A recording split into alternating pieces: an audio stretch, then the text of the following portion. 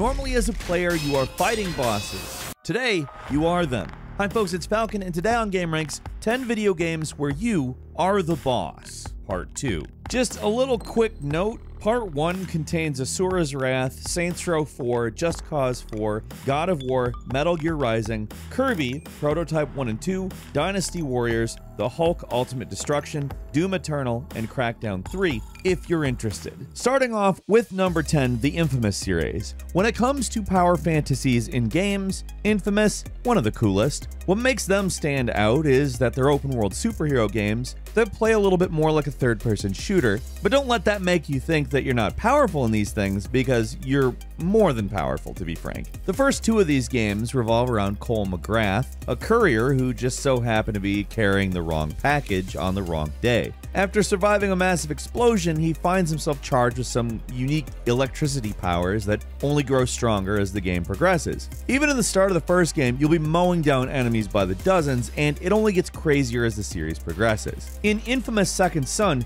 you play as a new character, Deslin Rowe, who has different kinds of powers like smoke and neon, which is a little more abstract than lightning hands, but in practice you are just as destructive. This game also adds some destructible structures, and you end up feeling even more powerful. We talked about the Prototype series in the original video, so it's only fair that the Infamous games get a shout out for this one. The two series ended up kind of being unexpected rivals, with the first game in both series being released around the same time and both of them being open world action games. Honestly, they're both great, and in both series you end up a totally overpowered monster. At number 9 is Middle-earth: Shadow of War. In the first game, Shadow of Mordor, you get a taste of being a boss, with the ability to control enemy orcs to serve you, but with the sequel, Talion goes all out in making you a Dark Lord. The actual events of the story of Shadow of War are a little bit confusing, even if you're a Lord of the Rings fan, but basically Talion and the elf ghosts Libramor make their own ring of power to fight Sauron's ring, and a bunch of stuff happens after that. The important thing is that at the start of the game, they create a ring of power. One of those things the entire Lord of the Rings series is about getting rid of. It's not exactly the most heroic move to start off your game with. As the game goes on, you conquer fortresses, build up an army, and even start looking the part of a boss for the endgame with the Ringwraith armor set, which you get for finishing the main part of the game. Like, look at this guy. This is very obviously an evil overlord. By the end of the game, you're really powerful too. You just destroy any and all orcs with ease. You can kill them, mind control them, and conquer them all with a variety of moves.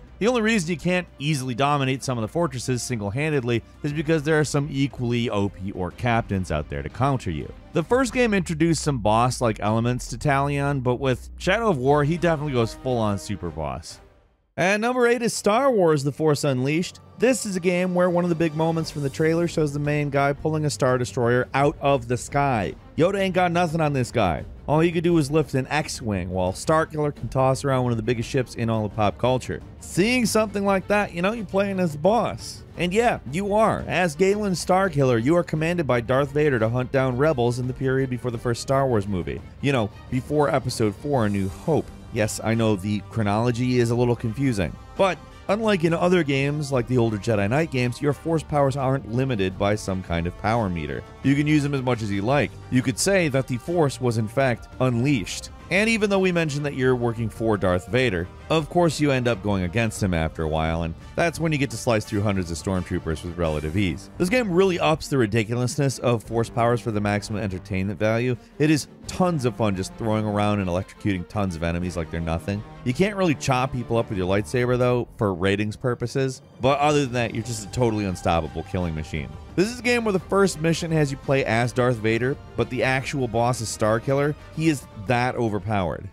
And number 7 is the Overlord series. When talking about video game series where you're the boss, you gotta at least mention Overlord. They're a collection of games where the actual games aren't quite as good as the premise, because honestly you're not really as powerful as you feel like you should be in them. But the whole idea is so good it doesn't really matter. Basically, in this series you play as the titular Overlord who was defeated in the past by a group of 7 heroes who have now taken over the land you once ruled with an iron fist. Some loyal goblins open up your tomb, bring you back to life, and from there you're off to destroy everything in your path and turn the world of light into a world of darkness. Pretty much every cliche is here. You're a huge guy, heavy armor, commanding legions of brainless goblins to do your bidding, rampaging through idyllic villages, and killing, stealing, everything in your path. These sections where you're just ransacking towns are really where the game makes you feel like a boss. An area that looks so nice gets just totally destroyed by you and your minions, and basically nothing stands in your way. The thing that might throw some people is that the actual gameplay is more Pikmin than Dynasty Warriors. The Overlord isn't weak, but he's not like a combat master,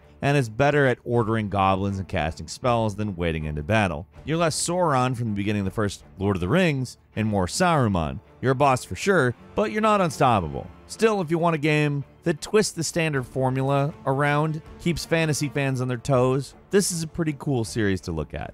At number 6 is the Executioner DLC for The Evil Within. This one's about as literal as it gets. With this DLC for The Evil Within, you are literally the boss. You are the keeper, the guy with the safe for the head. He was a total bastard in the regular game, so it's actually pretty cool to play as him here. Also, instead of the normal third-person camera, when you play as the keeper, the game goes into first person. I don't know how he's able to see anything with a safe for a head and the no eyes thing, but whatever. It immediately lets you know how much bigger and more powerful this guy is than the standard enemies, though, because you just brutalize most of the regular monsters in this game. This DLC has you fighting some of the other boss enemies that appeared in The Evil Within, like the Sadist. It's just cool to play the game from the monster's perspective. The regular game is tough, so the way that this kind of just lets you smash through everything by changing the perspective, it's really satisfying. At number 5 is the Bayonetta series. This is a ridiculous, over-the-top, flamboyant, aggressively silly game. And going along with that, the titular character is maybe one of the most overpowered characters in gaming, period. You wouldn't know it from the gameplay, of course. These games are tough and require split-second reflexes on a regular basis. The enemies are super aggressive, they have a variety of moves, and obviously, they want to take you down. But Bayonetta isn't on this list because of the stuff she does in the game. It's the stuff she does in the cutscenes. Cutscene power is a thing in video games where the hero can do stuff in cutscenes that they can't do in the game, and it's often mentioned next to characters like Dante from Devil May Cry, who can pull off some insane crap in a cutscene but get slaughtered in the actual game. Bayonetta is that times 1,000. For every boss you struggle with in these games, if you manage to beat them, you're treated to a cutscene where Bayonetta belittles them, using some totally grotesque giant monster, beats them up easily, totally humiliates them in some serious way. This even happens to the last boss of the first game, where after a tough battle, there's a cutscene where Bayonetta summons an avatar just as big as the last boss, beats them up, and then throws them into the sun. This is a series where the protagonist can beat up the avatar of God or something, whatever, with relative ease. Like, it's totally nuts. But it's not higher on this list because the actual gameplay is really tough, and it's mostly just the cutscenes where she gets boss-like.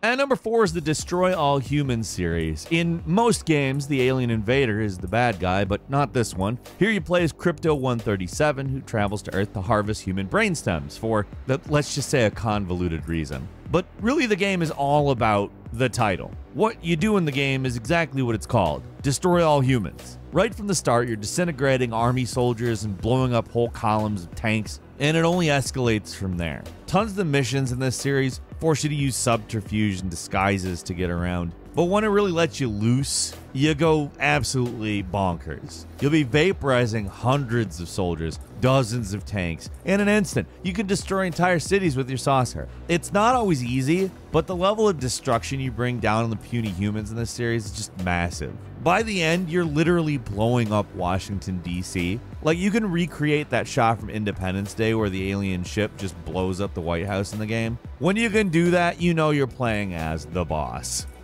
At number 3 is Rom Shadow DLC for Gears of War 3. Here's another one where you literally just play as the boss for the whole game. This time is Rom, the last boss from Gears of War 1. Anyone who tried to beat that game on the hardest difficulty knows how much of a pain this dude is. This time you get to turn the tables and play as him rather than just having him destroy you. The thing about this DLC is you don't actually play as Rom the entire time, but there's parts where you're stuck playing as some squishy gears, but once you get control of him, man, it is fun. He's got most of the same moves he had as the last boss. He's got that annoying krill swarm that protects him from damage, and he can also use swarm enemies. He's huge, so he can't take cover, which makes sense. Bosses generally do not take a lot of cover. He's just an all-around beast who destroys everything in his path. When it comes to bosses in games, this guy was an easy pick for the list.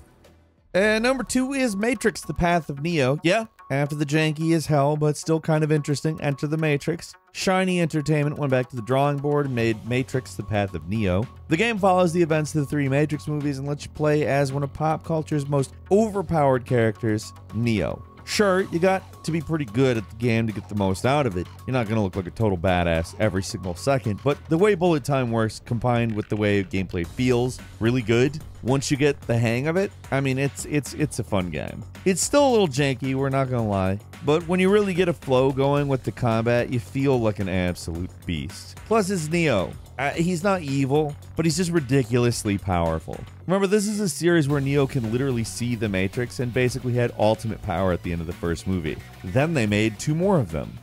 And finally, in Devil May Cry 5, when you play as Virgil. When people discuss the most powerful characters in video games, a few names always pop up. Raiden, Arthas, Sephiroth, but probably the most ridiculously powerful character of all of them is Virgil. The character was originally introduced in DMC 1, being a shadow of his former self, being controlled by the bad guy of that game. In DMC 3, we got to see him in all his glory, and with the updated release, they made him playable. But it's DMC 5 where Virgil is at his maximum power. He's able to beat both Dante and Nero just sitting on a throne and chilling at the beginning of the game. That is not even him at his full strength. Playing as him in DMC 5 requires skill and finesse. To get the most out of him, you gotta know what you're doing, but once you get the hang of it, he is an absolute monster. It's not just the fact that you're playing as a guy who's really strong. I mean, you could be really strong if you're good enough at the game to properly pull him off. He's one of the most iconic enemies in video games, and if you're able to play as him properly, you will feel like the boss that he is. And that's all for today. Leave us a comment, let us know what you think. If you like this video, click like. If you're not subscribed, now's a great time to do so. We upload brand new videos every day of the week. Best way to see them first is, of course, a subscription, so click subscribe. Also enable all notifications. As always, thank you very much for watching this video. I'm Falcon. You can follow me on Twitter @FalconTheHero. We'll see you next time right here on GameRanks.